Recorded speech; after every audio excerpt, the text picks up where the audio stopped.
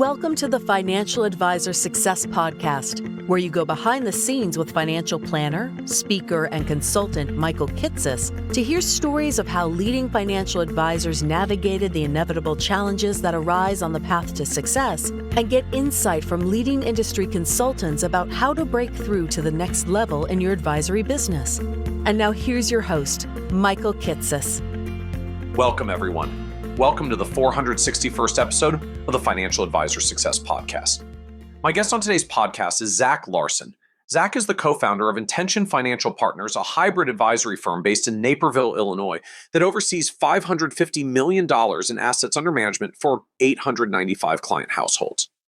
What's unique about Zac, though, is how he has found success in part by placing charitable giving at the center of his firm's identity, not only in exploring planning tactics that can help clients give more efficiently, but also in seeking to work with employees and clients who want to live generously. In this episode, we talk in depth about how Zac refers to his clients as engaged partners who want to explore the purpose of their money and go beyond discussions of net worth to talk about their net impact, how Zac devotes time in client meetings to being curious about the people and places that are most important to his clients, which can help identify their priorities and eventual giving opportunities down the line, and how Zac's firm tracks and publishes the charitable donations they facilitate, raising its profile in its local community and attracting potential clients who might be interested in expanding their own giving. We also talk about how Zac's firm emphasizes its 5 core values: live intentionally, find solutions, be real, grow purposefully, and live generously, applying them both internally when hiring and evaluating team members and when engaging with potential external partners, how Zac uses a pod structure to expand advisor capacity, supporting them with a planning coordinator, who serves as an extension of the advice function, and a service coordinator who helps ensure follow-on action items get done. And how Zac's fee model of a flat planning fee plus separate AUM fee allows his firm to serve clients with a variety of circumstances, as long as they want to be truly engaged partners with the firm. And be certain to listen to the end, where Zac shares how his firm holds in-person events that bring together clients and community members with local nonprofits to raise money for these groups and demonstrate his firm's generosity-centric approach, boosting client engagement and attracting like-minded prospects in the process. How Zac further boosts client loyalty through extra personal touches, for example, by holding a phone call instead of sending an email, that help him better understand what's going on in their lives, and how Zac has ultimately found success by trying to attract clients who want to work with him, rather than chasing those who might not be fully sold on his firm's approach. And so, with that introduction, I hope you enjoy this episode of the Financial Advisor Success Podcast with Zac Larson. Welcome, Zac Larson, to the Financial Advisor Success Podcast. Michael, I'm thrilled to be here. I'm excited to have you on today and to get to talk about, at least I think as we kick off, incorporating more charitable giving into advisory firm, like into the client experience. Because I find, most of us in advisor world, we do some level of charitable as part of the financial planning process, right? It's guiding clients to use appreciated investments to fulfill their charitable giving, or it's a donor advised fund to clump the charitable contributions together to get over the standard deduction and maximize the deduction, or maybe it's high net worth clients and we're creating charitable remainder trusts or a private foundation, or doing some planned giving commitment from their future estates to their alma mater or place of worship or whatever it is. But in the end, to me, most of these are still ultimately about some version of optimizing and maximizing the income and estate tax benefits that come with charitable giving under the Internal Revenue Code, more Right. so than literally making the giving part of the offering itself. But I know your firm really has kind of taken this to another level, where it's not just charitable as part of the planning process, it's charitable giving as part of the experience of being a client with the firm. And so I'm excited to get to talk about what happens, what changes when the firm gets more proactive in charitable giving as a key part of really how you're engaging with clients and what you've learned, experienced over the years by doing this. Yeah, because like you described, we get technical too many times as advisors, and we want to drill down on all these efficiencies, which they're clearly important. But generosity is about a lifestyle. It's about a joy. It's about impact, and that's what clients get excited about. And so we've tapped into that, and there's been some really cool things that have come about from it. So I want to delve more into that like in just a moment here, but I think to start, just to give us some context on the advisory firm overall, just can you tell us a little bit about the business itself so we understand from which all of this is happening? For sure. And that I can't really decouple them though, because our name of our company, IntentGen Financial Partners, comes from two words that our clients used over and over to describe us when we named ourselves 8 years ago. And those two words were intentional and generous. And we said, okay, well, if that's how people perceive us, we want to find more clients that are like that. And my partner and I formed a new entity as we were part of a spinoff from a large broker-dealer insurance company. And IntentGen Financial Partners came about with a mission of empowering people to live intentionally. And as we've grown, like I want to share the numbers and the statistics that everybody does when they come on your show, because I think that sets the bar.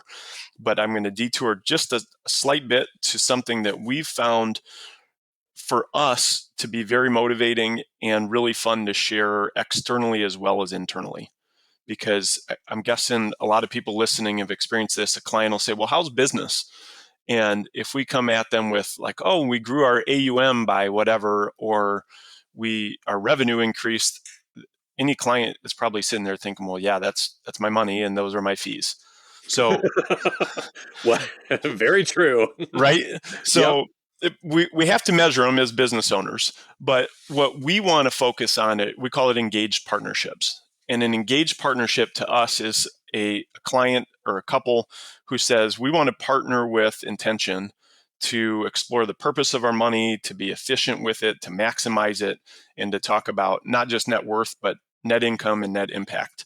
And when they're engaged in that planning process, then it becomes much more about just the AUM and just more than the planning fee and more than the value of their plan.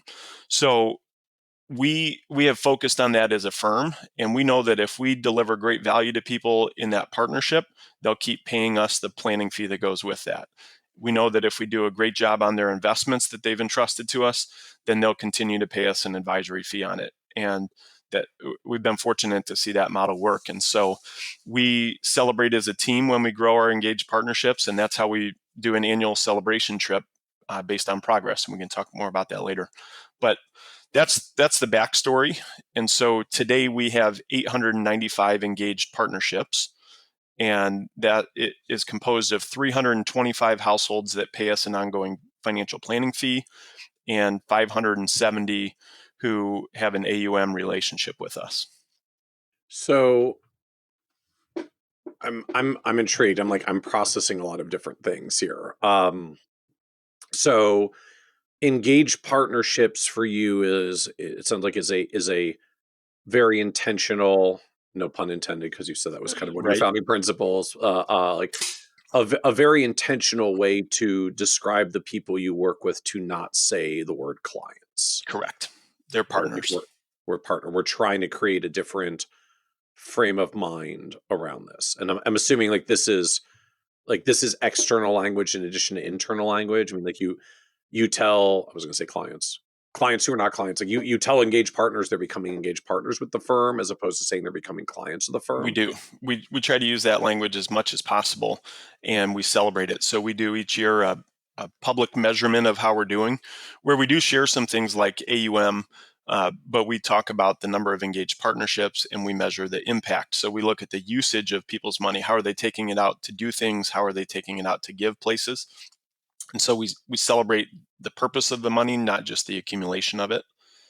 And yet, amazingly, it keeps accumulating too. So we're up to about 555 million of AUM and about 800 million that clients have entrusted to us. See, the language is hard to break. I just said it, but the people have entrusted to us in total. Okay. So effectively like 550 in our good old fashioned regulatory AUM that we get to report, but 800 million of broader assets under advisement of households that you're working with. Correct. And so can I ask where the business is from a size of team, revenue of the practice? Yeah, we're 16 people strong, and we have focused really hard on building a culture of uh, what we refer to and try to get recognized for as being the best places to work. And there's a whole bunch of things that go into that in terms of compensation and uh, affirmation and recognition and promotion and a lot of things that we can talk about. But that team of 16 all aligns with our core values, and that is it's something integral to how we hire, how we promote, how we've even had to fire people as alignment with those values. So 16 people, and we'll do revenue this year of about 6.2 million. And one of the things that I love about that mix is it's diversified streams of revenue. So probably 6-7 years ago, I was doing some speaking within advisory groups around the country. And at the time we were at about 2.5 million, and our financial planning fee revenue was less than 1% of that 2.5 million. So it was like 20 grand or 25,000. And what I said to the groups is, we're going to build a system and we're going to start creating this partnership model, and we're going to double our revenue, and the fee revenue will be 10% of it. So 500,000 out of the 5 million. Okay. And I'm proud to say we failed, because we're only at like 8% of the overall revenue from financial planning. But we made progress. It's close. You're like, you get partial credit for that, right? So why? Like, why was that so important as a strategic goal for you? Because as an advisor, I started out in 2000, and I watched the market deteriorate for the first 2.5 years of my career. And I heard advisors talk about revenue being down. And then it was a great time to be a new advisor, attracted a lot of new people who were discouraged, helped them grow. And then we watched it all fall apart from 2007 to 2009. And I saw advisors having to make tough decisions and lay off people and change businesses because all their revenue was market dependent. And I just look at any good business that's out there, and they don't have one single revenue stream that's dependent on an external force. They have diversified revenue streams. And so we have our engaged partnerships, financial planning revenue, we have AUM revenue, and then we have a third bucket, we call it solutions revenue, which are just the pieces of the puzzle that people need to put in place sometimes. Insurance, annuities, disability insurance, long-term care, whatever the pieces are. And how much of the revenue pie is that solutions bucket for you at this point? About 15%. So roughly 75 through AUM, roughly 10 through financial planning, and roughly 15 from the solutions. So on the planning side, how does that fee structure work for you? I mean, are you like planning fees in addition to AUM fees, or planning fees for certain clients who can't do asset management? Like where does that several $100,000 of planning revenue actually come from in the business model or the pricing model? It comes from a perspective that we have as a firm that said we want to be the type of company that can meet people where they are on their journey.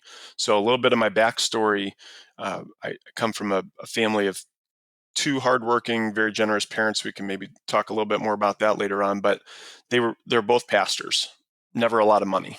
They never received great financial advice from external people. We want to be a firm that can help hardworking people that maybe don't have a certain minimum, and say, we'll give you a great partnership, great advice, a great process, and you'll pay an ongoing fee. So we have a fee structure. We call it our intentional partnership that starts at $1,500, and we'll help you get going on a plan. And then we get to an innovative level and a visionary level that go up from there. And so we have a way that clients can engage with our firm and just do planning. And we bring on new clients that sometimes want to be DIY investors and have all their money at Vanguard or Schwab and do it on their own, but they still want advice on how it all fits together and creating a retirement distribution strategy or tax efficiency. So people engage just in one role sometimes, and they're an engaged partner. And so that would be like a single, just standalone. We're going to take you through the planning process. You'll get a financial plan deliverable at the end. It's $1,500, and Not quite. That's the end, or is there an ongoing component? 98% of ours are ongoing. Okay. And the only reason there's 2% is because life changed dramatically for them. Sure. So we're not interested in one-time plans. We're interested in a partnership that says, let's help you be intentional with your money, generous with it, impactful year over year over year. Okay. So if the distinction, just because you mentioned earlier, they're not, they might be do-it-yourselfers, at least on the investment end. So this still isn't I'll do the plan if you're doing your investment stuff. Like I'll give you a one-time plan, then you're going and implementing on your own. You still want ongoing partnerships, but just you've got a model if they don't want to do the investment part. Correct. You could do the planning part. So thoughtful and accountable. Those are the two words that we share with clients over and over that they will get from us with their money is we'll help them be thoughtful about it and we'll help them stay accountable to what they want to get done. So we've got a great system to follow up with what they want to get done. And if they implement and execute on their own, they'll save some money. And some people want to do that and others want us to do it for them. So, we can fill the solution of some term insurance or a Roth IRA or a rollover IRA if they want us to do that. And if they want to do it on their own, then great. So if they're doing it with us, then we discount our AUM fees and everybody's at a percent as the highest when they have an engaged partnership. And it goes down from there. If they're just doing standalone AUM, some people don't need a plan or want it. They just want us to advise and manage the investments. Then the fee structure would start at 1.5 and come down from there. Okay. And then as AUM grows, the last thing on this, we will, if they're over $1 million, we discount the planning fee to the minimum level, $1,500, regardless of what we're doing. If they're over $2 million of AUM, then there's no separate planning fee. Okay. So a couple of questions here. I guess just mechanically, do you bill them $1,500 a year? Are you a quarterly? Are you a monthly? Just like, what do you find works for the clients that you're serving at this level? Well, there's a great service for that we found, this tool called Advice Pay. Very cool. Yeah, I've heard of that. I'm guessing you might have. Great tool for anyone who's looking at automating some of that billing. But Advice Pay allows us to give the clients a choice and say, do you want to make an annual payment? Do you want to have a monthly subscription fee? So we tell people it's an annual planning partnership fee. And if they want to break it up and pay monthly, they can do that.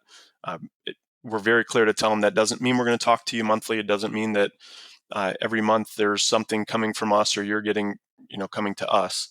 But we'll be proactive several times throughout the year with specific things, and we'll be reactive when they need it. Okay. So, I like how you frame that. It is an annual planning fee. We're simply giving you the option to choose to pay monthly. Correct. You're not invoking a monthly service model from us. Correct. in exchange for this. Which we learned that the hard way, by the way. Because you just started doing it and they started calling and saying, where's my monthly service? And they're like, well, we haven't talked to you in 4 months and this keeps billing. And so a lot of it just is improving our communication to explain that on the front end. And we haven't had any issues with it in a few years. So, then what are the other tiers? It sounds like, because you said there's, if they're at higher asset levels, they come down to this minimum 1,500 tier. So I'm inferring then there are other higher tiers. Yeah, how do they work? The innovative level is geared more towards people who are in the accumulation to distribution transition. That's the language we use for when someone's ready to retire. So they've been saving it up. They got to figure out a spending or a usage plan. And now we're getting into tax projections with Holistiplan. We're getting into cash flow modeling. So more creative generosity things. And that's a 2,400 level. And then there's sometimes where people have more complex situations, whether it's small businesses, real estate holdings. They want us to provide them with like complete asset allocation details so they can execute on their own. So there's a 3,600 and above level that there's some clients who need that level of service. Okay. That's interesting. The highest planning fee comes from the people where you're giving them the asset allocation to self-implement. Correct. Okay. And Uh, so then help me understand I guess the service model that's wrapped around these. I mean, you articulate there's some difference in focus. The middle tier, it sounds like it's a little bit more the pre-retiree, retiree oriented, right, distribution planning, cash flow modeling, tax planning. The first tier is for those with maybe a little bit younger, not accumulated assets yet, and visionary. Last tier gets more complex. But like, what's the ongoing? Like, if this is an ongoing annual fee, like what do you do for them through the year Yeah. to earn the fee and retain the clients? First part of the year is probability. So we use Money Guide Pro. I know there's a lot of great planning tools. That's just the one that we're familiar with and has been part of our system for a while. And we run Monte Carlo simulations around their goals and then use that to inform very focused decisions on, are we going to spend more this year? Are we going to save more this year? Are we going to give more? And try to really increase people's confidence to do one of those three things on purpose rather than accidental. So first half of the year is about probability, purpose, and then asset allocation. Are we tweaking more aggressive or more conservative? Second half of the year is all about strategies and maximizing money. So we do a lot of tax projections in the second half of the year to look at Roth conversions, getting money out within brackets, being mindful of Medicare limits, all the technical things that we like to nerd out on, but most people don't care about. They just need to know it's done. So it sounds like that's effectively a service calendar structure. Like, we've got update projections and make sure we're on track and where's our money going in the first half of the year. Tax planning, optimization, all that good stuff of, I think you said, like, strategies to maximize the money in the second half of the year. Correct. So does that then differ by the tier, or do you cover those core domains with? Oh, I wish you could all the interview pricing our tiers? COO about that. She would have a field day on that question, because we internally have continual conversations about how we're over delivering probably to most people. So that is one of our weak spots. Is I think we tend to over deliver regardless of the level and not really differentiate. And it's something we need to improve on. Mm. So the old challenge that so many of us have when we nominally try to segment clients into higher price tiers and lower price tiers, and at the end of the day, no advisor actually wants to do less than their best for every client they're sitting across You got from. it. And it's like, So I know you need this, Michael. Gets similar service. I don't really want to bill you an extra $1,500 because although I know the value you're going to get from it, we're going to do it in 15 minutes together, and I'm just going to do it. So are these ultimately like 2 meeting a year cycles then that you cycle, that you have to go through everyone to do the projections in the first part of the year and the optimizations in the second part? One of our biggest learnings over time is we've segmented clients, and this has been an ongoing evolution for 15 years. But I think advisors, we tend to attach value towards a meeting, but clients don't think of it that way. Like some of our wealthiest, highest dollar clients, they don't want to sit down with me 5 times a year.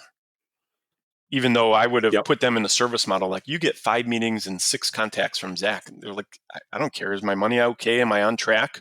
Are you thinking about things I'm not? Good. Check the box. Call me if I need something. It turns out they were actually willing to delegate to you. Right. So they don't want to keep meetings. Like, I pay you to worry about this. Do we have to meet? We've tried to shift it towards, like, if you're in a lower tier, the intentional level, we're going to have a proactive conversation 1 to 2 times a year. And maybe it's a meeting, maybe it's a call, maybe it's a Zoom. If you're in the higher levels and you have more AUM with us, then we're going to have 2 to 3 proactive meetings a year, but we're ultra responsive reactively when things come up. And I guess beyond that, there's some distinction in simply your middle tier folks tend to be closer to retirement. So you're like doing more holistic plan analyses than maybe the clients in the first tier that just don't necessarily have the the situations that allow for the complexity of doing creative tax planning. Right. If you're in your earning years, you want to have a higher tax bracket because it means you're making more money. There's not a lot you can do. When you're in your distribution years, you can flex that all you want, and there's a lot more complexity to it from our perspective. So then you also said earlier that part of this is you have I think you said like we help clients to be thoughtful and accountable, and you have a system to help them be accountable and do the things they're supposed to do. So can you share more of what that is? Like what do you do? What's the system? What's the process? One of I think our best things that we've done over time is early on. So this goes back to probably 20 years ago, almost when Corey, my business partner, and I had formed our partnership. We had one staff person who was doing all the traditional things, and we knew we needed more people to surround us and complement what we were doing. Everybody at the time was out hiring investment managers. They wanted CFAs to run their book. People were creating model portfolios, all this stuff. We said, we know that's important, but we want to focus on relationships. So we hired a relationship coordinator. And that person's sole responsibility was to engage clients, keep in contact with them, keep them on our calendars, make them feel special. And that person is, her name is Candy. Her role's evolved, but I call her out because she's been with us 20 plus years and she's retiring next month. Oh, happy retirement, Candy. She in the role that she's filled, or roles she's filled through the years, have been instrumental in helping us get here. But that evolved then over time, and we needed not just relationship coordination, but we needed coordination of plans. So we needed people to call in to help with rollovers, to follow up on insurance illustrations with other companies, people to do the planning software. And for us, it was more than a back office paraplanner. It was an extension of us. So it was someone who could build trust with clients, build a relationship, and field the first level of questions, and then consult with the advisor. And so it's similar to models you talk about. We have pods. We call it a planning coordinator, and that's how we keep people accountable, is they're helping us take notes, or we'll dictate notes through our software. They get tasks, and then they know exactly what they need to follow up on and when. So then is that the whole pod, like an advisor with a coordinator, or are there and a service coordinator? More people in a pod? So unit? A planning coordinator is going to be an extension of advice, and a service coordinator is an extension of the stuff that needs to get done, whether it's applications, money movement, beneficiary changes. So each client who's in an engaged partnership has a lead advisor, a planning coordinator, and a service coordinator. Okay. So nominally it sounds like your service coordinator is kind of the administrative tasks that like have to get done for the client, and the planning coordinator is sort of a paraplanner associate advisor kind of role. Yep. Okay.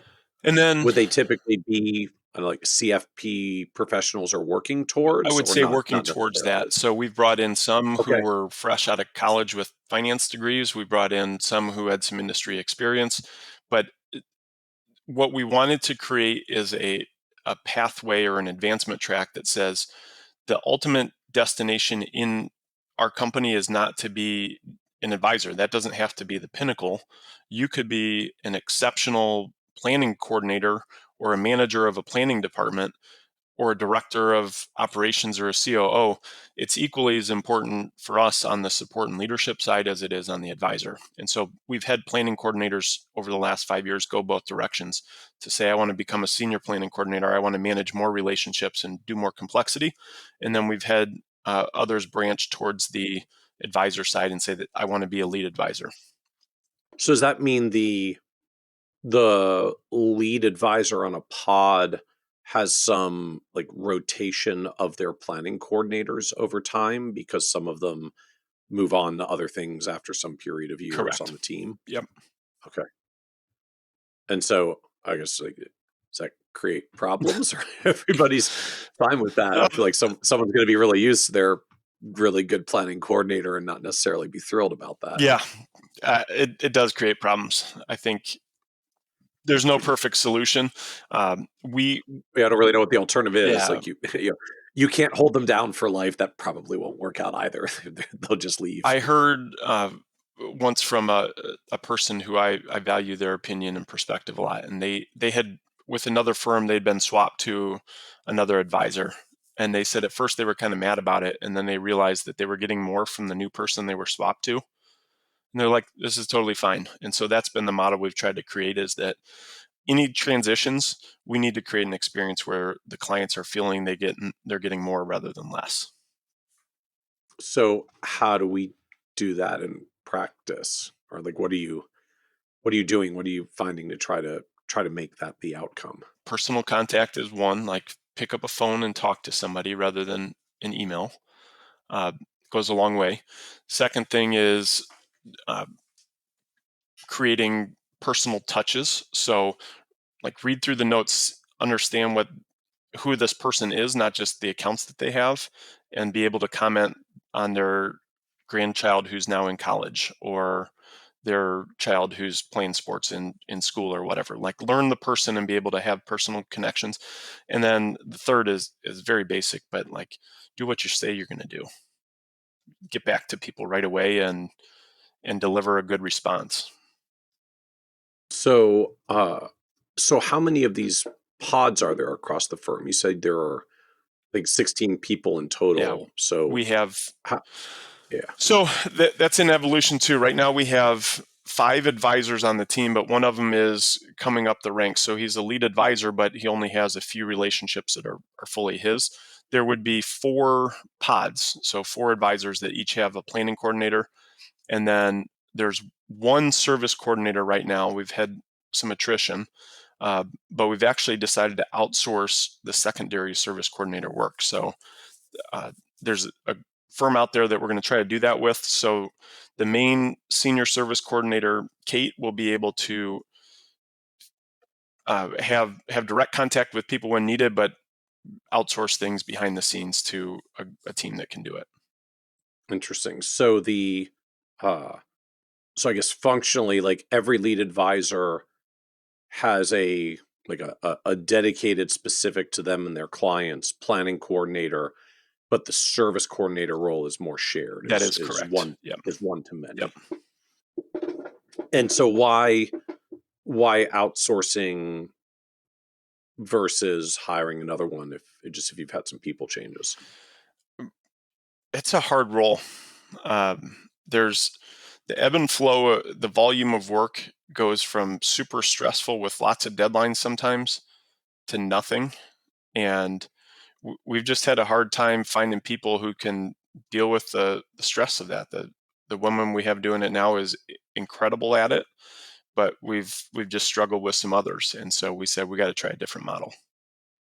So can I ask like who you're looking to hire or how you found a outsourcing solution to handle this? What was the path? Yeah, it started, we have a COO. Well, Ashley is our director of client engagement, has been for the last 5 years. She'll be promoted by the time this podcast goes live. She'll be in the COO role, which includes a lot of, I think, cool things for her and for our company going forward with the change. But we just said to Ashley, like, help us find some solutions, which is one of our core values. Explore this with optimism rather than uncertainty. Explore it with, like, we can find a good option here rather than going back to the drawing board of another hiring process. And so Ashley interviewed some companies that do this, and I'm going to mess up the name of the company, so I'm not even going to say it here, but they specialize in outsourced financial planning preparation and service work. Okay. And like, how did you pick? I mean, were there defining criteria or things that stood out for you in trying to decide which of the providers out there to work with on this? Yeah, I think any hire we make, I know any hire we make needs to have core values alignment, whether that's a firm we're working with or a person. And so our core values, first one is live intentionally. And essentially that means that there is time for what matters most: family, faith, clients, community, fun. And we want a firm that knows, where we know that they can help us get things done. We want a person that can help us get things done, but there's more to life, right? So that had to be there. Find solutions is another value, and exploring options with optimism is part of that. So those criteria. And then the third one of be real. And be real is not just what our culture has become of saying whatever the heck you think you want to say online. It's about forming a relationship with someone, forming trust with them, and then having candid conversations about how to improve processes, how to improve systems, how to do better. So Ashley was tasked with those, finding values alignment, and interviewed some firms and selected one that we think can help us do that. So I'm intrigued by the core values list now. Have we gone through all of them? Like you said, live intentionally, find solutions, be real. Two more: grow purposefully. Okay.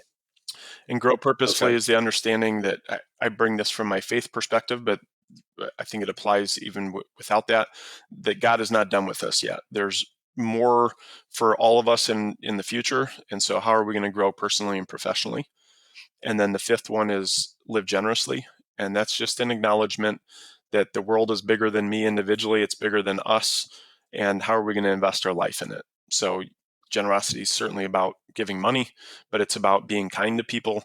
It's about helping someone in need. It's about being involved in our communities. And I kind of blew through those values pretty quickly, but my guess is most everyone listening has values that they've written down before. At least I would sure hope so. What we have really, really focused on is how do we live those out? How do they become an ethos? How do they become part of what we're doing regularly, so that it's not just some words on a wall somewhere, but they become part of how we operate as a business? And so we actually don't just talk with people about values. On reviews, we bring up anti-values, like, hey, I've heard from you recently a few times that you didn't get this done because you were too busy, or you've got some stuff going on at home, or whatever.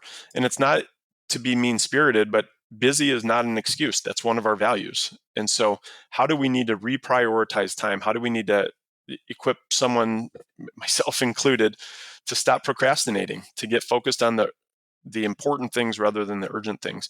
And so we'll continually reference values and anti-values and call those out in a respectful, professional way during private reviews and in team meetings.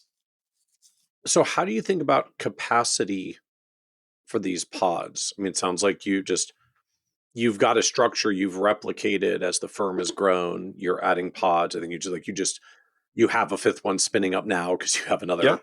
lead advisor who's still taking on relationships. So how do you think about capacity for these? Yeah, and we have a sixth advisor who will be with us very shortly. He is terminating at his current place now to come join us. And so we've got a growing team here. We know we need to continue to scale the pods. I question a little bit the industry mantra of like 50 to 100 clients. I really think we have the capacity for each advisor who's equipped with a great planning coordinator and a service coordinator to do an incredibly thorough, deep, thoughtful job for more than 100 people.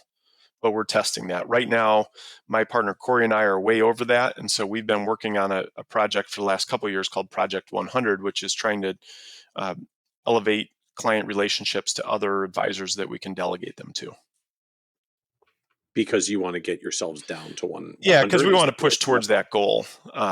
But I'm not convinced that it has to be 100, because I think there is room to service people well beyond that number. But we'll test it. I guess just from a sheer revenue perspective, or if I just think about the math to this, I mean, you're a little over $6 million of revenue, 4/5 growing advisors, but the fifth is still taking on capacity. So it seems like, I mean, you're already ultimately doing 1.2 million to 1.5 million per team on average by the time they the fifth team gets out to capacity. Yeah, and as you know, averages can distort things. So Yep. a lot of that has actually been weighted more heavily towards Corey, who's been fantastic at big relationships and grown a lot, and towards me. And so we're trying to elevate the other advisors to take on some of that capacity. We've used a Schwab study on compensation as a guideline over time, and they've kind of trended like 350 to 370 of revenue per person. Revenue per employee. Yep. And we've trended higher than that, and then kind of grown into it. So we're at another growth spurt again, where we'd like to take on some more. We want to adhere to that first value of live intentionally. Like, we're not trying to overwork people. We're not trying to overwork ourselves. We want to have balance for time away. And Corey's on a sabbatical right now, just like I took one a few years ago. We want there to be vacation time, fun time, balance time, sabbatical time for employees in our team. So we're going to continue to hire out probably above some of the thresholds that are out there. Meaning you may hire more rapidly than one every 350, one Correct. team member every 350 of revenue. You might pull that number down a little further to have more capacity. Yes. Okay. So now take me all the way back to this discussion that we had started down of generosity of the firm. And I was intrigued by what you were describing, that you said you have an impact report where you report this out to clients around like how many engaged partnerships you have, some of the asset numbers.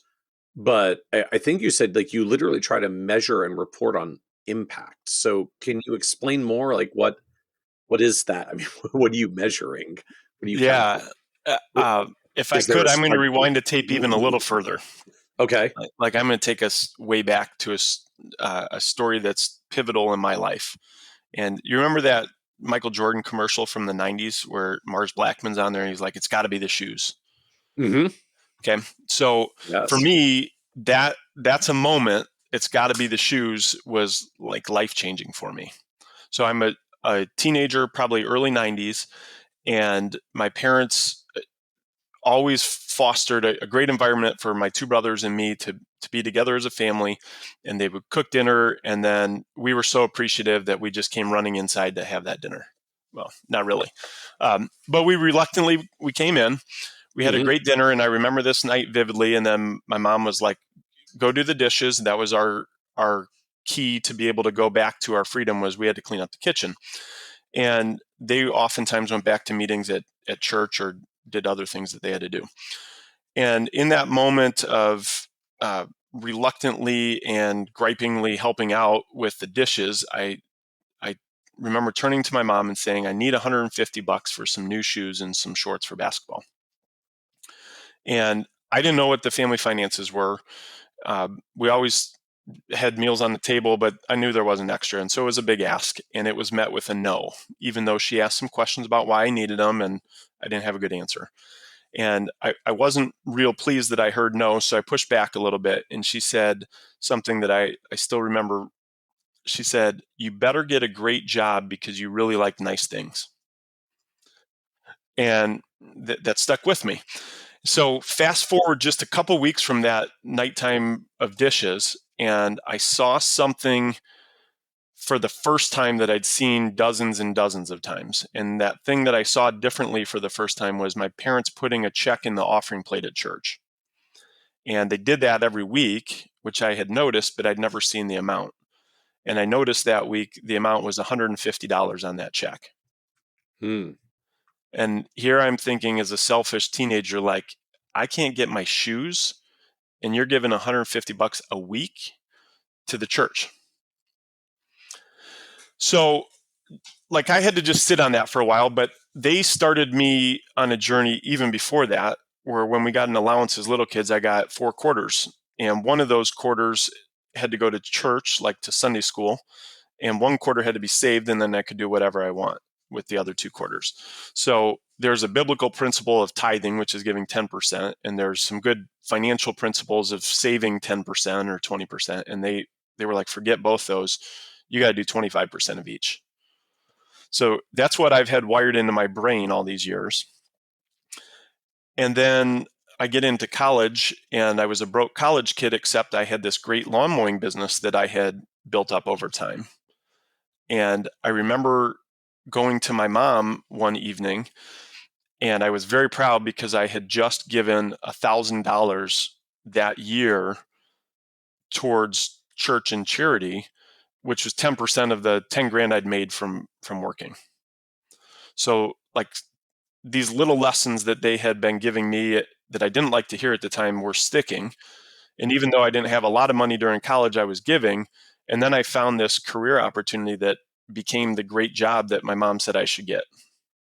And that was financial advising. And for some weird, fortunate reason, when people do this job well, they get paid pretty well. And I've been lucky to experience that. I still like nice things. And so fast forward now to a more recent time, and I'm meeting with clients in my office who I knew from the golf club and who I knew from church. They lived locally, but they were close to retirement. They'd already bought a vacation home, which for them meant they had 2 churches, they had 2 homes, they had 2 golf clubs, and we're going through all the cash flow modeling. Uh-huh. And the husband kind of reports out what he spends on golf clubs, and the wife looks at him like with this shocked look. And she said, "Don't you think our giving budget should be as big as our golf budget?" Ooh. And I was like, okay. And what's he going to answer to that one, right? I mean, he had to say yes. So that's what goes into the core of our client conversations is, man, it's wonderful to have nice things and use your money. If you've earned it and you're fortunate and blessed to have it, go use it and do nice things for yourself, for your family, for others. That's part of being generous. But maybe there's more to it as well. There's some impact in there that you as a person want to have on others. And we want to help you explore and unpack that. And so that's kind of like the full circle to how we got into these generosity conversations with people, is just saying, attach purpose to that account. What do you want it to do for you? You're going to spend it, you're going to save it, you're going to give it. Are you going to spend it now? Are you going to spend it later or never? Are you going to give it now, later, never? And our company had this cool 3-column worksheet that was focused on taxes, but there's a little box that says purpose next to everything. And we just kept asking people questions about purpose, and it kind of snowballed into these future events and conversations that we've woven in. So now share with us more, like, how does this, I guess, just show up in practice for the firm? I mean, what do you, is it, I was going to say just having those conversations. I don't mean to make that sound belittling. Like, is it about having those conversations, or is there other things you're like doing and measuring around this that you report out when it comes to the generosity? It is more. So it starts at the core of our advisors feeling confident because they're living it out personally. They're living out generosity personally, which we try to facilitate in a variety of ways internally. But then they're equipped to ask clients questions like a 2-year-old would ask. And what's a 2-year-old say over and over? Why? Exactly. So normally questions get asked like, what do you give? And client might say $1,000 or $10,000, and it lands there, and you jot it down on your fact finder. You put it in the Money Guide Pro. We're trying to ask why. Tell me the backstory. Why do you give that? How do you feel about it? How would you feel if you gave more? Is that important to you? And oftentimes people don't, they would love to be able to give more, but they don't have the confidence to do more. And that applies to their vacations and helping their kids with a new home, or helping grandkids with college, or giving money to their church or some other nonprofit. They want to do more. They just don't have the confidence. So we're trying to uncover the why. And then we can easily simulate it with a few clicks of a button in a Money Guide Pro and say, look, you could double this, you could triple it, and your probability is still at 88%. There's a very powerful point to what you just said. To me, a huge part of what we do in the advisory role is, clients want to have some combination of confidence and peace of mind that they can do their things, they can achieve their goals, right? The overwhelming majority of clients freaking out conversations essentially come down to they're just trying to figure out, are they okay? And if you can show them they're okay, then often the situation settles down, because it all comes back to some version of, I don't know if I'm okay. I don't have confidence that I'm on track with what I'm doing. So I know there's something very profound that resonates with me, that for some material segment of clients, the phenomenon of I don't have confidence doesn't just show up in I'm not sure I can retire, or I don't know if I can take that vacation or do that thing I want to do, that it could also show up as I actually would like to give more and be more generous to some of the causes I believe in, but I'm not confident, I guess, quote unquote. I don't know if I can afford it. Yeah, Shows up in that vein as well. it is. This is not a reflection on me. This is a reflection on our clients, but it is profound. It is deep. And it's why I wrote a book on it last year, because people have done cool things with their money. And I think others need to hear that. Like, we've all heard maybe about Warren Buffett's giving pledge, right? Or I hope people have heard about that. He's going to give away 99% of his wealth. But Warren Buffett admits it's really not a big deal. Like, his family's not going to want for money without that 99%. He said that the real heroes, are the real generous ones, are those who forego maybe going to a movie, or they forego a vacation so that they can give to someone in their community or to an organization that's important to them. And I think there's room for both. So we help people take little incremental steps along the way, and we help people do really big things. And I want to just share two quick stories around that. So one is a client recently had this conversation within the last 2 months, and I helped them facilitate a 412% increase in their giving. And I throw out that silly statistic to make it sound impressive, but they were giving, and these are clients that have a net worth of almost 4 million, 3 million of investable net worth, and their charitable giving was $240 a year. They were giving $20 a month to an organization. And they felt good about that. And so I'm not judging. This is just their backstory and their journey. And I said, tell me about why you give to them. And they shared why this organization's important and how they started giving this $20 a month. And I tried to tell them about QCDs and tax savings, and they glossed over. Like, they don't care. But then I just explored more, well, why do you like to give to them, and what's the impact of that? And they shared a little more, and I said, well, how would it make you feel if you could do more? And he said, well, it would be great, but I don't know if we can. And I said, well, what if it doesn't have to come from your checking account? It's like, well, how do you do that? I said, well, we'll just send it right out of your IRA as much as you want. And you got to take, $40,000 a year anyway. How much would you like to give? And he said, well, it'd be awesome to do 1,000. So he went from 240 to 1,000, which maybe to some listening doesn't sound like a big deal. To others, it might seem like a huge deal. But to these people, it was very significant. To me, from the outside looking in, there's two huge wins from it. One is we just planted a seed of joy. Like, they experience joy in this, and it's going to lead to more, because they're going to like that feeling. When they get a thank you note from that organization, they're going to want to do more. The second thing is it's a huge ROI for us. And I use not a return on investment, but I call it a return on intentionality. So these clients are incredibly loyal to us because we help facilitate their paychecks. We help facilitate their giving now, which is 4 times higher than it was. And we help facilitate giving them confidence to help their daughters with things that they were never doing before. So, like, it doesn't have to always be big, but yet there's also really cool big things. And one of the most enjoyable is my partner Corey had worked with this couple for years. The wife passed away in her 70s. They had never shared all of their resources or assets with Corey. They'd only given him kind of part of the picture.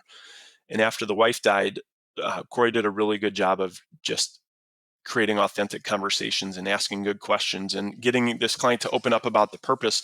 And he said, well, I guess we'll just leave a little to charity and give some to our family. And why? well, that's what I do, or that's what I think we should do. So he just kept asking the questions, and it led to a journey over a couple of years where the client made some very intentional, purposeful gifts of good money to go to family, good money like assets that would get step up in cost basis and Roth IRAs, and give the toxic tax money of IRAs and deferred annuities to charity, and ended up giving like an $8 million estate gift to local charities. And it would have accidentally happened a little bit to them, and a lot of taxes going awry, and nieces and nephews getting some money that they didn't even have relationships with this person. And it wasn't, no offense to Corey or to me in the stories, it wasn't because we're great planners, but really just because we could ask questions. And the why, what are the particular why questions you're opening up with? Because I'm cognizant there's a version of this that comes out wrong and people get really defensive really quickly. Yeah. So the first question that I've found to be very comfortable is just tell me, who are the people and places that are important to you? And let them think on it a little bit. And obviously they're going to tell you about kids or grandkids if they have them. Great. What are the places? Why? How'd you become connected with them? What do you do with them? And then the other phrase that I've learned over time is to be curious. And anytime I ask a question that puts people in a yes or no, then they can become defensive or turn off a conversation. But if I'm curious and I just say, can you tell me a little bit more about this? Then it starts to open up. And as soon as those layers of onions get peeled back, if there's not a motive in it or a solution to solve it, if it's just curiosity and conversation, then it goes a long ways. You said earlier, right, this culminates in this impact report that you report out. Yep. So now can you help us understand a little bit more? Like, yeah, like, two things. What are you? I don't know, what do you? Thanks for bringing me back to that. Is there a spreadsheet? Like, what ultimately are you sharing out in this context where, like, I know how to measure, assets under management and assets under advisement and number of engaged partnerships. Like, what's the impact side? Yeah. One tool that helps facilitate this next step is when I did my book, I wanted to highlight some people that had done cool things with giving, but I also wanted to highlight people who were doing other things like for themselves or their family. And so I had a client who literally added a column on her net worth annual statement spreadsheet that she did, and she called it her joy column. And she put things on there like she just bought a Sprinter van to travel the country and do things that brings her joy. She planned other trips. She bought a different house. She knew some of these things would actually decrease her net worth or not be a good quote investment to help her balance sheet grow, but they brought joy in her life. And so for many clients, and especially for myself, I track cumulative giving on the balance sheet. And then I started to think, well, if I'm tracking it for myself or I'm tracking it for others, why wouldn't we track it as a company? And so we started tracking the gifts that we facilitate. So Michael, if you've already set up and you're giving money, $1,000 out of your checking account or your paycheck to someplace every month, that we're not counting that 12 grand. That was you. But if we help you facilitate a donor advised fund that now expands your giving, then we're going to track the 50,000 that went into that donor advised fund. Okay. And if you're a client that is like the client that was doing $240 a year and now he's doing 1,000 is a QCD, we're tracking those QCDs. And last year we facilitated over $2 million of client gifts through donor advised funds and QCDs. And that starts to kind of put us on a radar in our local community. Like, wow, these people at IntentGen are facilitating a lot of dollars out to the community. And the ROI within our client base is huge because they come to us and they say, help us do these QCDs. And we say, why do you want to do them? Do you still like these places? Why are you doing this amount? How would you feel if you did more? And then that continues to grow. So that's one thing that we track. So somewhere there's a spreadsheet, a thing in your CRM to like literally track and count up donor advised fund contributions, QCD distributions, the relative change in in charitable giving because of the advice process, right? Going from 240 to 1,000 that you track and sum up. You got it. And then we also track it through Money Guide Pro. So we have our cash flow, we try to simplify. We've got basic living expenses, which are like credit cards and cash that they use every month. And then we've got some things that they pay periodically, like paychecks or insurance premiums. And then we've got things that they want to do, which would be travel budgets or charitable budgets. And so I'm sure most softwares have a function like this, but if you put in a charitable icon in Money Guide Pro, there's a button that you can say, do you want to make it so that taxes don't come into play on that? And so I can run a Money Guide Pro for someone and show a 10,000 charitable budget that if they just do it like normal out of their checking account, here's their process. If we do creative giving out of donor advised funds and QCDs and they don't have to factor in taxes on that, then they could give 12 a year and have the same net effect, or they could do 10 and they could come out ahead and have a higher probability.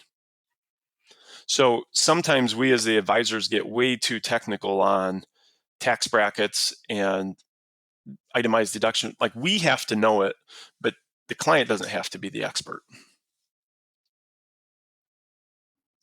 And then this is part of the metric that you report back out to say the state of the company, how the firm's doing. Like we have 500 million of AUM and 895 engaged partnerships, and we facilitated $2 million of charitable giving this year. Yeah, and if somebody searched our firm online and searched impact and scale along with our company name IntentGen, they would see it pop up in Google. Oh, because you literally like publish it on your site or something. Yeah, we want to share it. Like this should draw in our ideal fit client who says, yes, I want my money to grow, but I want to go on vacations with it. So we celebrate these once in a lifetime experiences too that we help people facilitate. Like, I love the concept of a vacation home. How can we help you put that in your plan? I love that you want to pay for your grandkids' education. Instead of $1,000 a year, you can do $10,000 a year for them. So that's part of what we track. And then the other side is we want to create experiences for people to find the joy of giving who maybe haven't felt it yet. So we've done a number of iterations of this through the years. You asked a question kind of like how it came about. And there was never a strategy of saying, if we do this, we'll get more clients, or if we do this, our clients will be more loyal. I think if I as a person get caught in a quid pro quo of this for that, then I'm missing the whole intent. So there's a truth that I've uncovered through studying and learning and working with people about generosity. And that truth, again, from a faith perspective, is that God wants generosity for us. But there's been scientific studies way outside the faith community that say our brains are wired for generosity, that people are happier. The president of the college where I went used to always say that people who have charitable gift annuities live longer. I don't know if that's correlation or causation, but like there's plenty of anecdotes we could look at, right? So generous people tend to be happier. I have not ever met a truly generous person who's unhappy. So I want people to experience that, because not everyone was taught, like I was by my parents, to give a quarter out of the first money they had. So we try to create experiences for it. And one of the things that we did long ago is we just invited nonprofits to a big gathering, and we had our clients come, and this was maybe 15 years ago. And we had some appetizers and some food and some giveaways, and that started a process that's evolved. During COVID, we couldn't do that. So we did an online campaign. We called it Compassion Counts. And there was a book I read called Natural Born Heroes, which is one of my favorite books ever. Cool blend of history and like health motivation and just life motivation. But the quote paraphrase was something like, a true hero shows that through compassion, not through bravery or strength. And we said, okay, it's a time when the world needs compassion during COVID. We're all stuck at home. How can we rally together? And we just asked our clients to give money to local organizations that needed it at the time. And we as a company matched that. And lo and behold, like in this created it quickly campaign, we raised $80,000. And then when we could get everyone back together after COVID, we started growing the impact of this. And this year, we'll have an event that will be completed by the time our podcast goes live. But we have 20 local nonprofits coming. They're going to invite people from the community who they think will donate to their nonprofit. We're going to match it, and we're going to do it with a fun wrinkle that says when our clients and community members learn about these charities, they'll get a raffle ticket and they can win raffle prizes. If they learn enough that they're compelled to give and they give to that charity at that night, they'll get casino chips. And then we have a casino gaming group hired to have people play table games and have cocktails and have a great night having fun. If they win money at the table, then if they're one of the biggest winners, they'll get to direct money that we're going to give to charities. And if they lose, we hope they'll give more money and get more chips and keep playing. And so our company will pay for all that. It'll be an expensive night, but it'll be a huge community event, probably 300 to 400 people. And we'll likely raise 150 grand for these organizations. But more importantly than the money, our client base gets to engage with organizations who are doing cool things. So our client base, pre-retirement, retirement, who are looking for ways to engage as they retire and find purpose, are going to find organizations that they're like, oh yeah, I love your mission. I'm going to come volunteer some time there. So it's a win-win in a lot of ways. So I just want to make sure I understand kind of the flow and who gets invited. So part of what I heard there, I guess, my business development antenna goes off. You're inviting clients, but they're inviting their donors as well because you're going to match their donors. So we're inviting our clients who we think will have a good time and want to give money to these places and learn about them. We're inviting the organizations so they get exposed, but this is the business development. We're saying, bring your key board members, bring your key donors who will donate. And we even said in the invitation who you think might want to learn about IntentGen. So we're bold. Like, yeah, we want more people to help them be thoughtful and accountable and intentional and generous with their money because it's going to be more impact for the community. So we try not to hide that, but it will be a very soft event in the extent that, like, we're not giving a speech about the technical things that we do and asking people to meet with us. We're just showing them who we are.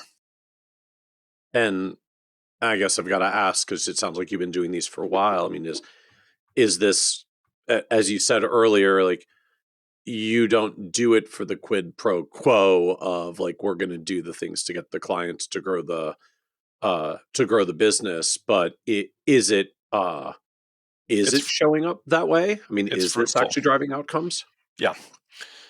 Yep. It drives outcomes in terms of new people that want to come learn about, like, what is this planning that you're doing? How can you help me be more generous? So it definitely has that return. But the client satisfaction, client loyalty is off the charts. People want to be connected to it. They want to be part of something bigger than themselves. And we're creating experiences for that. So another fun one we did, I like to bike ride. And 7 years ago, I started for my 40th, an event that I never knew how it would turn out, but I asked some of my college buddies, high school, work friends, et cetera, people from different chapters in my life. I said, come do this crazy ride with me in Iowa. It's called RAGBRAI, and you ride your bike across the state of Iowa for a week. And it's like a big, grueling physical challenge, but also a party. And then I added a charity layer onto it. I said, I'm going to hire my brother and rent an RV. We'll cover the week. You raise money from people and donate. And we raised like 25 grand for a children's shelter, children's development place that was in my hometown where the ride finished. So that was cool. But then lo and behold, some of us actually decided we liked biking. So we've done these century rides in different states every year. And when I told people about that, the number one thing I heard from others is, well, that sounds amazing, but I could never do that. And I just don't believe that for a second. I have a lot of confidence in people that they can do more things, and we all sell ourselves short. So I created a ride 2 years ago called the Solstice Century. And our company generously supported me on this crazy idea, a lot of time investment, a lot of money investment.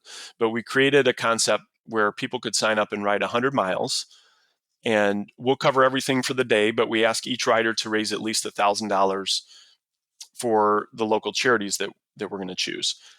And we set up the online fundraising and all that. And the first year we had 38 riders and we raised $100,000.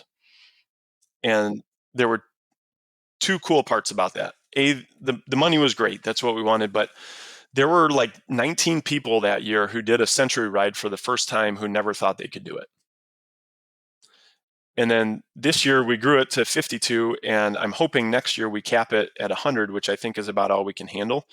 But I'm pretty convinced that people can do more physically, and we don't allow ourselves that confidence. And I know people can do more charitably. And I had like grown adults crying to me this year, not just from the physical pain, but from the significance of being part of like such a big charitable impact, and then also the physical impact of doing something that's really hard and saying, wow, I didn't know I could do that, and I did. And I'm struck just as you've been describing it. So all of this, it sounds like, is very local community based for you. Like it's local nonprofits. Does that also mean like you're very heavily local clients as well? This is like in the community, back to the community. Yeah, good insight. We are heavily local, but we have clients in 20 states. We have engaged partners all around the country who most of them have started here. Some we've been referred to, but most have started here and they've moved away. And so we do struggle with how to keep them engaged. So some of the things we've done have been virtual, and they can be part of it. I think we're going to do some, for this Casino for a Cause, some virtual things to try to engage people who are far away. And then others we've done to just say, how can we help you impact your community where you are, even though we're not there, and support it that way. So maybe it's sponsoring an event in their area. We have a large budget outside of traditional things that all advisory firms spend their money on. I think probably our two highest line items would be like generosity type events, just sponsoring different things. Very little ROI on that, but just part of who we are. And then the second is coaching, and we consistently spend 1% to 2% of revenue on that, and that's a huge ROI that's like almost immeasurable. On coaching, like us getting good coaches to coach us. So okay.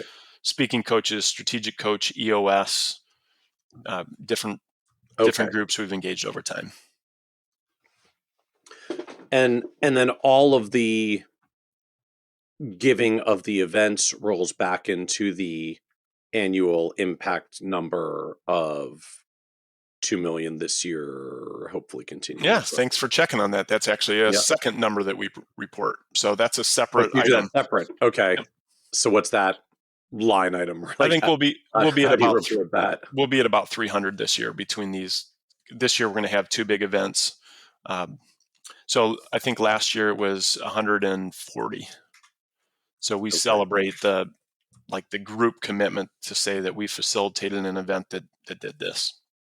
And what's the actual, I don't know, report out to the world? I mean, like, is this you write like a blog post? Do you do like a state of the company presentation? Like, just how are you, when you said this is Googleable, I mean, I guess we can put a link in the show notes, but like, what are you doing? Like, what are you doing with this? Well, it's on our website. For the past 5 years that we've done it, it was just a simple PDF. And then this year I said to our marketing coordinator and the firm we work with, I was like, can we do something that's cooler? And they came up with it's basically just kind of like video PowerPoint slide, but I think it's well done. It's on YouTube, and it's just called Impact and Scale 2024 Reflections. And it's just a little collage of all the things that we've talked about. Oh, very cool. All right. So we'll put a link out to it for the show notes for awesome folks who are interested. So this is episode 461. So if you go to kitces.com/461, we'll have links out to the Impact and Scale video if you want to see how this shows up. So Zac, as you've now gone down this journey, I mean, as you said, like you're 20 plus years in, starting at the like the peak of the tech bubble. Uh, so what surprised you the most on this journey of building an advisory business? Well, I don't know if it's a surprise, but it's just I continually experience it. So maybe it is a surprise, but people have a strong desire to do more, and they often lack the confidence to do it. And so to me, our business now is much less about telling people to save more money. It's about showing them the trajectory that they're on and letting them make an intentional choice. Like we just had a younger family this week that I prepped with another advisor. They're way off track. And I'm not going to sit there and tell them you have to save. We're going to say, here's the path that you're on. If you want to intentionally keep spending money and having these experiences and scale back later, go right ahead. That's the path you're on. If you want more later, if you want your future self to be more flexible and have more opportunity, then we got to make some changes now. Uh, that's one that we probably as advisors run into more frequently, but there's a lot of people, and our ideal client kind of fits now into this niche of what we refer to as the millionaire next door. There's a great book that I reread as I worked on mine last year. I love the principles and the concepts, but those millionaires next door embody some characteristics. They care about their family, they care about their community, they've been frugal, they've been disciplined investors, and they end up probably with more money than they need. And what a cool responsibility and opportunity to help them learn to articulate what it is they want to accomplish with that. Because sometimes they lack confidence to do more. Yeah, and sometimes they've lacked even a inspiration to do more. They just know what they know. So client events aren't always around generosity. We've had travel planners come in, and our clients get chattering about different trips they've had, and they get exposed to new ideas, and they're like, wow, we could go spend some money. So that's one of the surprises, is that as an advisor, because I understand money and I've always been blessed or cursed with understanding it and liking it, like it comes easy to me, but it doesn't for most people. The other thing is been a surprise as we built our company. So I don't want to pretend that we have it all figured out, because we don't. We struggle with personalities. We've got a great leadership team. It's myself, my partner, Corey, our COO, Ashley, and then our third partner, Jacob, who's been with us for almost 20 years, but became a partner about 2 years ago. And we struggle all the time. Like, we're learning as we go. But I figured out a little bit that people care more about purpose than they do a lot of other things. They want to have meaningful work. And yes, we all want to get paid well, but they just want to know there's a pathway to something more, whether it's responsibility, opportunity, compensation. So we've tried to really focus on creating a place where the people who work for us and the people who engage with us for planning get to talk about purpose a lot. And I guess it's kind of surprised me how much that resonates with people. Is like, wow, that matters. So what was the low point on this journey for you? There's a few of them. Several I remember distinctly well early on. I think activity always will be king in this world. You just have to see a bunch of people and keep forming relationships and take care of them. But as a newer advisor, I had 31 appointments scheduled over a 2-week period. I was crushing it on activity, and 16 of those canceled over that 2-week period. So, I mean, just deflating. And I had this cycle happening early on, and I got to a point about eight months in where my draw that I got early on was done. I had set aside money for taxes. I had to borrow against my tax money, and I was broke. And I went on an appointment with Corey, who's now my partner. At the time, he was just another advisor that I did joint work with. And he was so good on that case, and clients trusted us and were confident in what we were doing. They rolled over money. They started some insurance. And I still work with those clients today, but that was a tipping point for me. I was on the verge of not making it, and it put me back on the path. So that was a low point. As we evolved, COVID was a low point for me. So we had built up this team. We're flying high. We have great momentum. And then we hit the skids. And like everybody, we had to redirect and figure out how to run a company from home and how to take care of clients when they were stressed. And I talked to a lot of people that COVID was one of the best periods of their life where they got to stay home and be with the people they cared about the most. But I'm in a family of 6. My wife and I have 4 boys, and they were all 9 to 13 at the time. It was brutal. And they're mostly stuck home and can't go out. They were all at home. Their sports were done. They couldn't see their friends. Life, the only reason we survived, I think, is because we had a trampoline out back, and we all spent a lot of time on that. But life was hard for me because we're taking care of people's professional financial anxieties. It was nonstop work for me. Everybody else was on vacation at home and going nuts.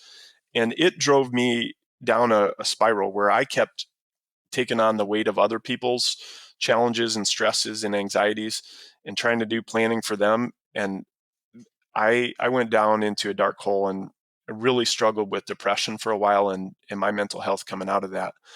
I was fortunate that through people I knew in the community, I could get care. I had the financial ability to pay for it, and have been on a pathway towards better health. But not everybody gets that. And so that low point for me has opened up a new chapter where I'm really focused with some mental health organizations to say, how do we expand access and awareness about this so that people can get care when they need it? Because there is a path forward, but not everybody knows how to find that path or what to do when they get there. So we made some cool business changes coming out of that too. That's part of where our Live Intentionally value came into focus. And we said, how can we set some better barriers? We've used free focus buffer day strategies from Strategic Coach for a long time. We went back to that. And I said, I want to take it to the next level. I had thought about a sabbatical for years. And Corey was fully supportive. Ashley had gone on a maternity leave, and she was so critical to everything and how our company worked. And then she disappeared for 3 months, and we kept moving along. And I was like, Ashley, if you could do that for yourself, can you do that for me? So she helped plan out a sabbatical where I could step back from things.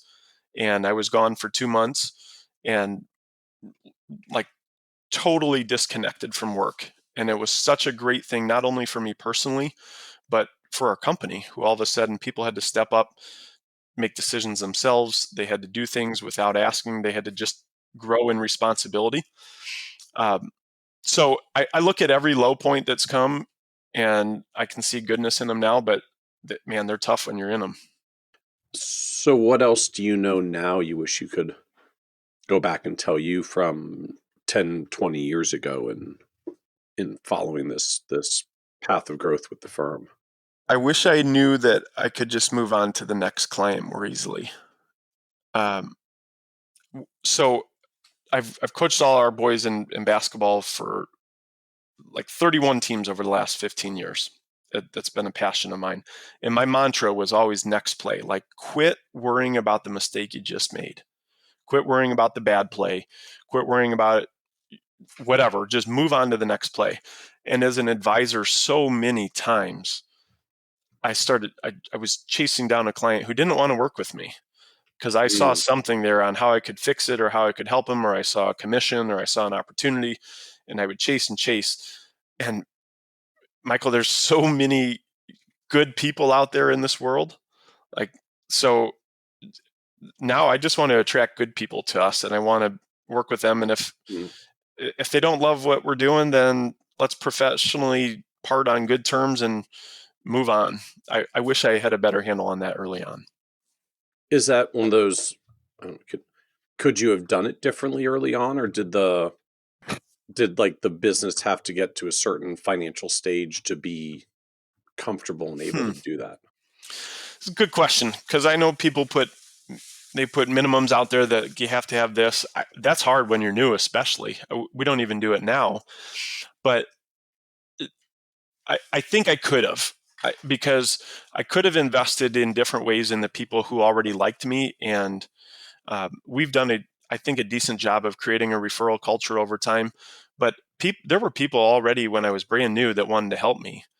And I didn't spend enough time with them because I was chasing somebody who didn't even want to work with me. And so I think, yeah, to some extent, you just got to find the next client when you're beginning.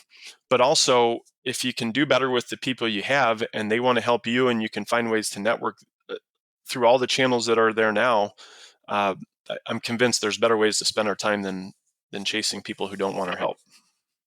So any other advice you would give younger, newer advisors as they're coming into the profession today and trying to get started? Yeah, I think find their purpose. So I had a calling from the start to do this.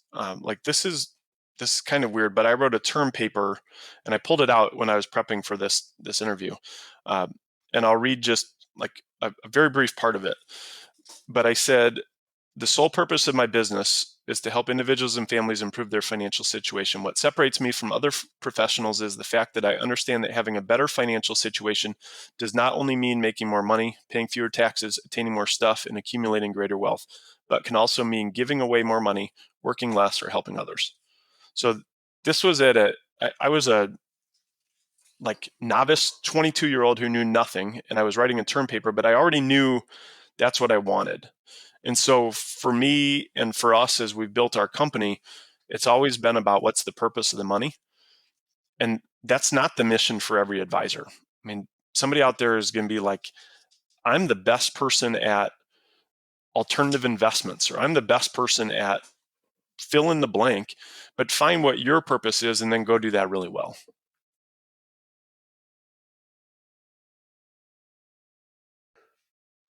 So as we come to the end here, this is a podcast about success, and just one of the themes that comes up is that word success means very different things to different people, right? Sometimes it changes for us through stages, seasons of life.